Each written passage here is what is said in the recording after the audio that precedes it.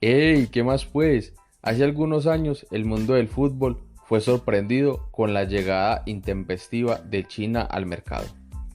Ustedes recuerdan que este gigante asiático comenzó a fortalecer su liga local y esto hizo que infinidades de figuras del fútbol mundial quisieran ir a jugar a este país gracias a los grandes salarios que se les iba a pagar e inclusive se llegó a hablar de que China estaba proyectando ser una de las mejores selecciones de fútbol a nivel mundial. Pero así como nos sorprendimos en ese entonces, nuevamente nos volvemos a sorprender. Pero esta vez las noticias no son tan gratas para el gigante asiático. Resulta que el campeón de la Liga de China del año 2020, el Jiangsu Suning, anunció que no se iba a inscribir a la liga de este año. Al parecer hay demasiados problemas económicos para este club y entonces decidieron no presentar su equipo para la presente liga. Pero esto no es un caso aislado, porque resulta que por lo menos en la Superliga China han desaparecido 16 clubes, incluyendo al Jiangsu Suning como el actual campeón. Pero vamos a ver entonces qué fue lo que pasó en la Superliga China y qué hizo que se estuviera viviendo este momento tan vergonzoso a nivel mundial para el fútbol. En el año 2015 llegó a la presidencia el actual presidente Xi Jinping. Se dice que este hombre es supremamente fanático al fútbol. Es por esto que el gobierno chino emprendió un proyecto nacional para fortalecer al fútbol chino en tres fases fundamentales. Lo que se buscaba en el año 2015 era fortalecer al fútbol y que China se convirtiera en una potencia mundial a largo plazo. La Comisión Nacional de Reformas y Desarrollo elaboró un plan de tres fases. La idea era que el crecimiento del fútbol chino llegara supuestamente a la altura de fútbol brasileño, alemán, español, italiano e inglés. Entonces, la primera fase se decía que se iba a ejecutar hasta el año 2020. ¿La idea cuál era? Era crear escuelas de fútbol por todo el país y por lo menos se hablaba de 1000 escuelas que iban a impactar a 30 millones de estudiantes de la primaria y secundaria. Obviamente esto se iba a impulsar a través de un fortalecimiento del fútbol institucional. La idea era que todos los niños del país tuvieran una formación educativa con base en el deporte, enfocándolos en el fútbol. La segunda fase, que se iba a implementar a partir del año 2021 hasta el 2030, se buscaba lanzar o impulsar el fútbol femenino, porque los chinos consideraban que eran buenos para el fútbol femenino y ellos creían que podían llegar a tener una buena selección de fútbol para un futuro y llegar al nivel que ellos llegaron a tener en el año de 1999 cuando alcanzaron el subcampeonato en la categoría mayor de fútbol femenino. Y bueno, finalmente ellos estaban planteando una tercera fase que iría entonces desde el año 2030 al 2050. Y lo que se buscaba en estos 20 años siguientes era afianzar lo que ya se había alcanzado en los años anteriores desde la formación juvenil y de categorías inferiores del fútbol en este país. Y ya para ese entonces se buscaba que el afianzamiento del fútbol en China ya se iba a consolidar y ya podían hablar de una competencia internacional de tú a tú con los países de mayor renombre histórico como lo son Brasil, Argentina, España. Y además de esto, el gobierno chino se estaba planteando la idea de competir por la sede de un campeonato mundial de fútbol. Y viendo cómo las cosas se estaban presentando a nivel deportivo, entonces las empresas chinas vieron la manera de buscar réditos económicos.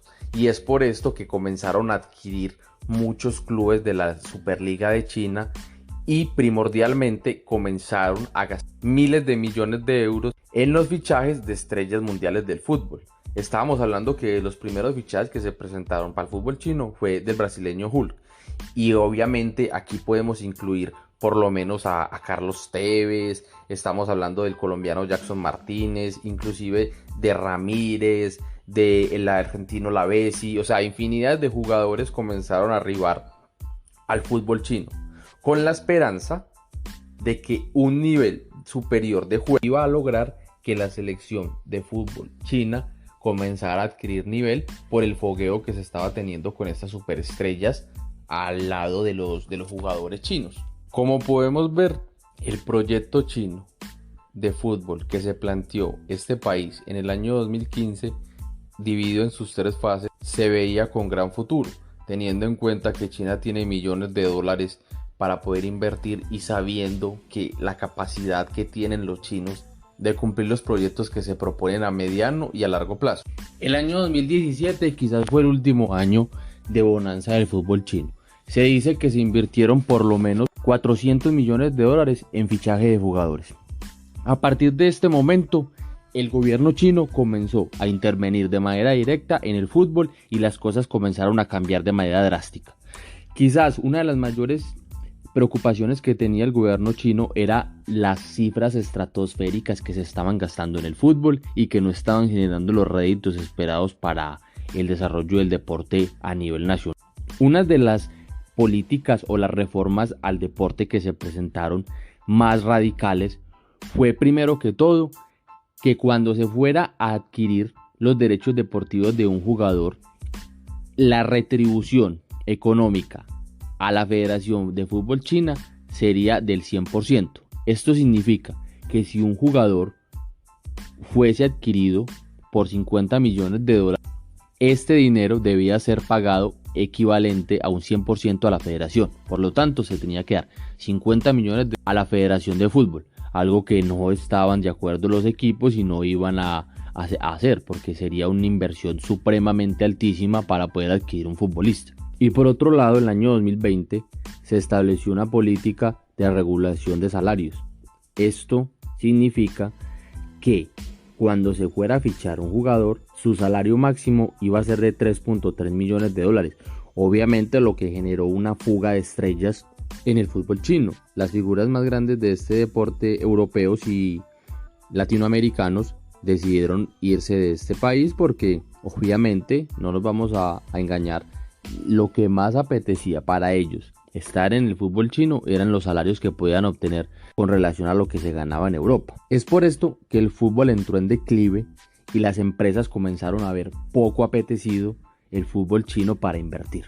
Igualmente, no podemos desconocer que el COVID-19 entró y comenzó a fracturar la economía china. Obviamente, los inversionistas tuvieron que enfocar sus intereses en sus empresas principales para poder sobrevivir a esta crisis. Finalmente, el poderío chino se vio agotado. Lo que nosotros planteábamos como algo próspero para el fútbol mundial y obviamente para China se convirtió en un desastre mundial.